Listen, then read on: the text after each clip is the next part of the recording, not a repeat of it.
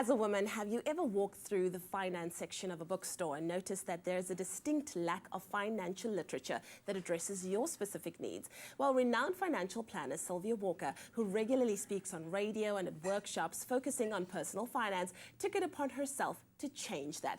The result is her newest book, Smartwoman, which is aimed specifically at ladies and provides valuable insight into how wealthy and independent women manage to achieve their success. Sylvia, so good to have you on the show this morning, and happy Women's Day to you. Thank you, Leanne. Same to you. Thank you so much. I think this is the perfect day to celebrate women and, of course, how far we've come, but also the challenges that we face not only in the world out there, but in our personal lives, especially when it comes to personal finance.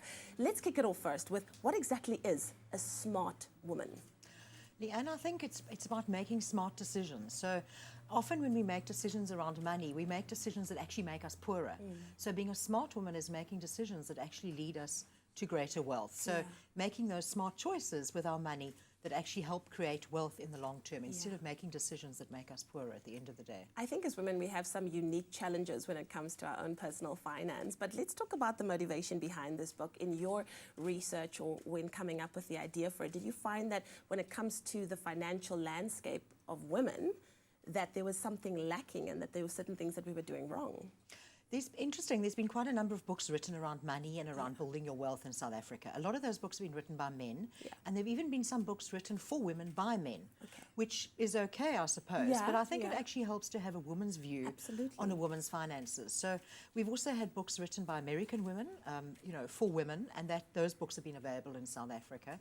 But as far as I know, there haven't really been books written for South African women by a South African woman, and that's why I did this book, because it is about South Africa, it's about women, it's about the issues we face with an understanding of our unique situations. Now, you've been providing financial advice to women for many, many, many years. You've been doing this for a long time. You're an expert in your industry.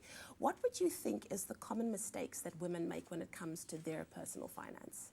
I think probably the one issue is that as women, we are so unselfish. We give. We give and we give. And the thing is, the drawback to that is we put ourselves very last on the list.